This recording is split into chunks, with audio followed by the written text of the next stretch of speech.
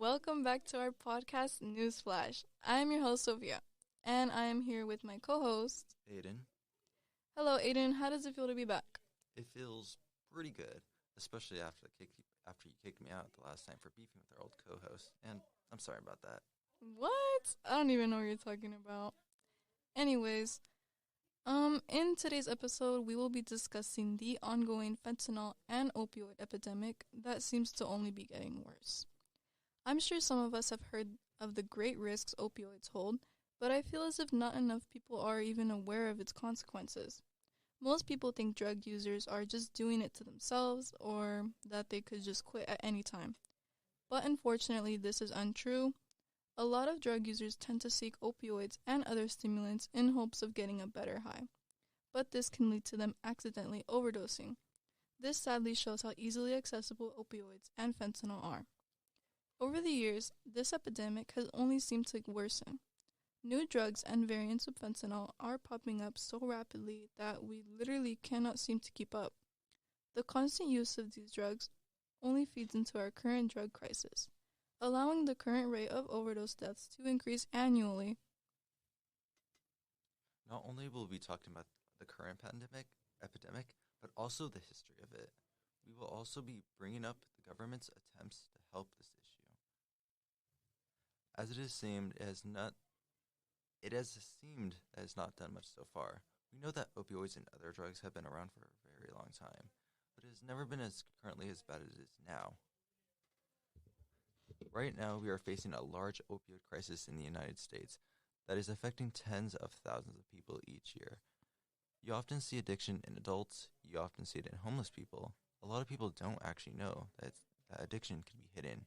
It can actually be found in teenagers as well. Yeah, I agree with that. I feel like we see a lot of addiction even in our school. Like, a lot of people, sadly have access to these things.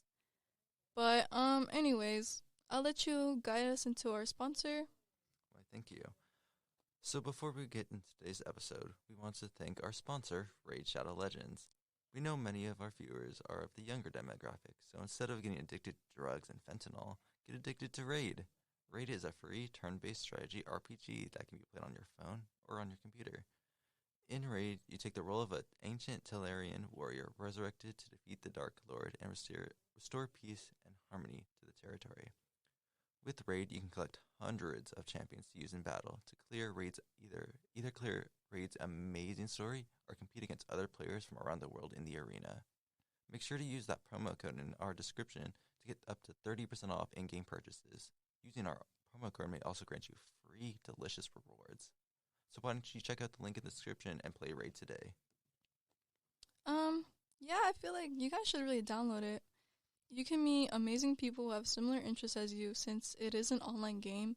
You meet people from around the world, so you can be friends with anyone on there. I've played it myself. Although I'm pretty bad at it and I lose a lot, you guys should definitely still check it out. Especially since our promo code gives you great deals. You could get the beginner starter pack for only $5 instead of full price. Okay, let's get into it. So, as you may roam the streets of downtown or likely any low income neighborhood, you may find a few people who are addicted to opioids and other drugs. It may not look like it, but some people can even be addicted without showing it. And that is just really sad. Oh, for sure. The number of times I've walked to my local 7-Eleven to grab me a big gold jug, I've seen a lot of drug users down on the streets. The scary part the scary part is that addiction can honestly happen to anyone. And after you start showing symptoms of addiction, it becomes a downward spiral from there. The fact that many people are lacing normal opioids with fentanyl just to make production cheaper and faster to keep up with the ever-growing landscape for drugs and medical production. I was reading up on this article I found online. It was talking about how 11% of high school seniors are using this new alternative to marijuana. It is called Delta 8, and it is basically a chemically synthesized version of pot, and it kind of looks like vape. Wow, that sounds insane. Like a new alternative to marijuana? Yeah, and the part that stood out from the article, to me at least, was how Delta 8 has no federal minimum age requirement. So it's extremely accessible for everybody. So you can just go and buy it like that? Yeah, you can just go to your local gas station and get one. What? Want to That go is later? so bad. Do you want to go get one later? What? No, stop. Okay. Um, anyways, that's insane. That kind of reminds me of how there's new variants of fentanyl too. And also this thing called, I don't know what it's called, but it's used to like put down horses. It's horse tranquilizer and it's also becoming really accessible. So people are also using that and getting high off of that and sadly overdosing on that. So it's not only fentanyl, it could be anything. But we are talking about fentanyl because it is one of the leading sources to overdose deaths, at least in the past years, because it's just so easily made and cheap that it's just imported here for cheap and people just put it into other drugs. When people buy it, they think it's like that pure drug that they're buying, but it isn't. It's laced. And that just leads to them overdosing, which is so sad. Like, it just needs to be brought up. Like, this has to have some awareness to it. Wait. Go back to that horse tranquilizer part. I'm extremely curious on that. Yeah, so people are really getting half of anything now, right? That's what it looks like. Um, I mean, I'm sure you've heard of like the glue. No, not the glue. The what is it? Whiteout. That's why some schools banned whiteout because people are just getting high off of it.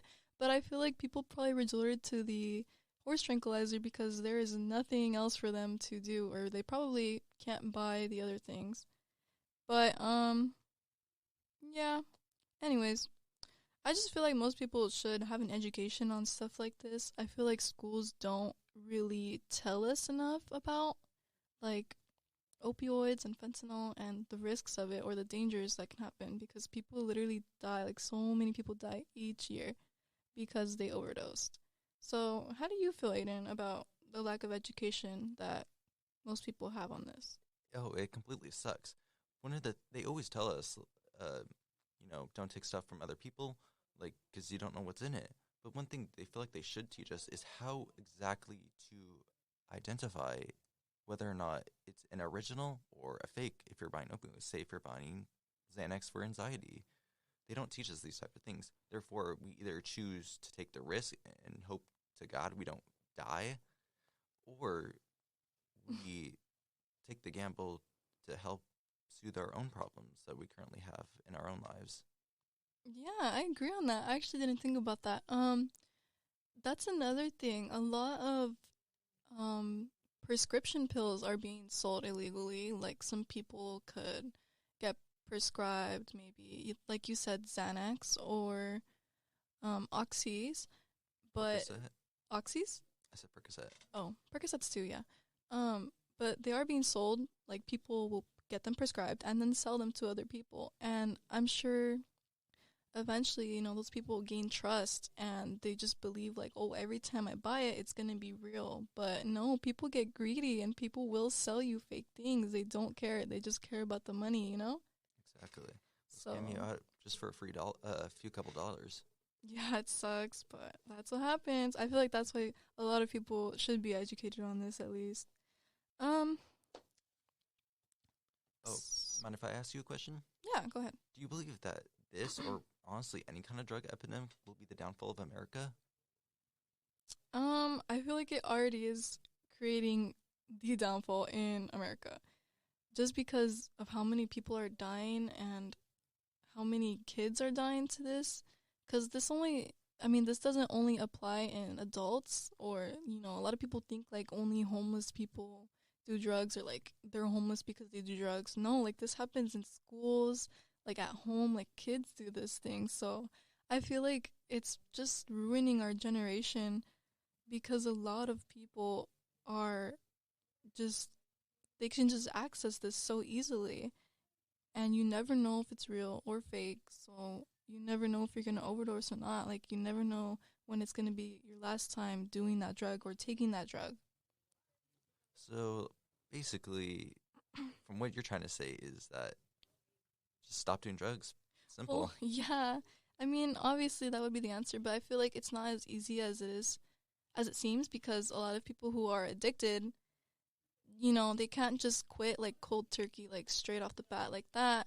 It's going to take them time. And a lot of people who are addicted probably feel some sort of shame, and even like the fact that they do it, they probably don't want to tell other people. They probably don't want to get help because they're scared, or, it's just like their body feels like it needs it. And with the fentanyl, some people do like the fentanyl. I read an article on that because the fentanyl is very potent. A lot of people look for that better high. But unfortunately, that is how it is. Some people know that their opioids or drugs have fentanyl, and some people don't. I wanted to bring up that, like, the statistics on how, what is it called? Like, how much more powerful fentanyl is. Let's hear them statistics, girl. What? Okay. Anyways, so I found this article that really helped me understand the issue. It basically just shows the statistics on how deadly fentanyl really is. So the article says drug overdoses killed more than 100,000 people across the country in one single year. Of those deaths, more than 66% were tied to fentanyl, a synthetic opioid 50 times more powerful than heroin. And that is insane. Like, 50 times is a lot. You guys really don't get it. Like, maybe like a grain of salt, that could kill you if you even inhale it. Like, if someone who's never done drugs before, if you take that, you're dead. Bye. What do you think on that, Aydan?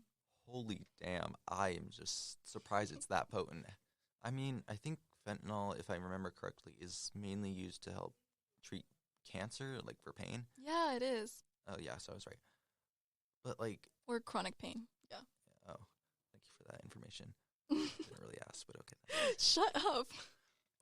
But how come fentanyl got into the main drug supply? Like, what caused that? Like, what do you think caused that? So that goes back, like, that is history. That goes back to the 1800s when opioids were even a thing. That's when they became a thing. They were prescribed because, people had, like, chronic pain or anything they were dealing with. Like, that's when opioids came out, and they were just thought of, like, as a normal medicine, maybe like Tylenol, like, they were just thought of as a normal medicine. But the popularity of opioids began around the 1990s. Overdose deaths involving prescription pills arose even though the government passed anti-drug laws and increased anti-drug funding. So since that started in the 90s, like, that was when it became popular. That was when it was a thing, It was called the war on drugs. But that is also when fentanyl started to show up. It started to show up when opioids were really popular. So a lot of people started to, see fentanyl too. But fentanyl became really popular, like, maybe not that long ago, within the 2000s. That's when it had really started to make an impact on our country and our people. And that's why so many people are dying from it. Even though fentanyl is so potently deadly, kind of like snake venom, I guess. How... I'm trying to phrase it in a way that's easy for you to understand, but... What? Sorry about that. Oh. If you take fentanyl with anything, how exactly does that mix compared to just taking fentanyl itself? So... Wait, okay. So, fentanyl is like a white powder. I don't know if you've seen pictures of it, but it literally looks like cocaine. It can look like Xans. It can look like anything, any pill. They can just easily, put it in there, put a little bit in there, and you would never know. They'll just give it to you like that. And since it literally looks the same, nobody's gonna know, and people just take it and overdose from it. So basically, it's just like a duplicate pill or drug. You use it to fake someone out, make them think that, oh, I'm buying Coke, or oh, I'm buying Xanax. But no, you're actually buying something way cheaper than what you really are, and something way deadlier. So you pay them the money for, say, your Coke, and you think, oh, well, oh my God, I got my Coke. So then you go home, you do your Coke, then you realize something's off, this isn't Coke. And then you realize you end up, I don't know, going to a fentanyl-induced seizure. Oh, God. And then you just overdose and die in your tiny drug addiction apartment. What? Okay, anyways. Yeah, that's pretty much probably how it goes. I can't speak for everyone on that, but...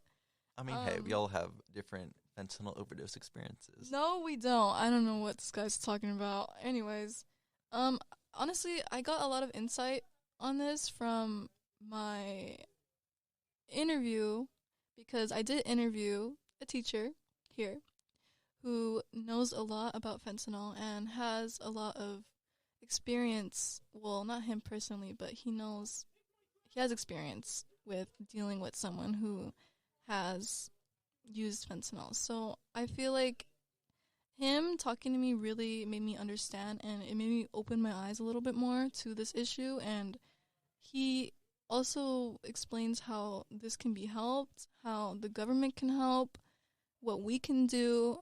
So I'm going to go ahead and show this interview.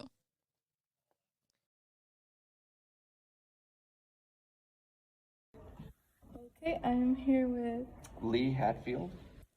And today we are talking about opioids and fentanyl, and I'm interviewing him. So, are you ready? Yes. Okay. My first question for you is, what are your thoughts on the current fentanyl epidemic? Well, it's out of control still pretty badly. Mm-hmm. The fentanyl being a synthetic drug, it's pretty easy to make, and so they're finding a lot of pretty simple ways to add it. So another question I have for you is, what do you think caused fentanyl to become such a common and easy drug for people to have access to? Well, the synthetic manufacturing of it we already mentioned, but the process of it getting to this point has to do with the opioid prescription crisis. About 10, 20 years ago or so, the OxyContin product was released on the market, and it became very, very popular among doctors. And what they didn't realize was that it was incredibly addictive. So once they realized how addictive it was a bit too late, because people would have OxyContin prescribed for them for pain medication, and then they would be taken off of it, and they couldn't stand it, and then they had to go get it off the street. Okay. My next question is, do you think schools should better educate students more on fentanyl and opioids and their risks?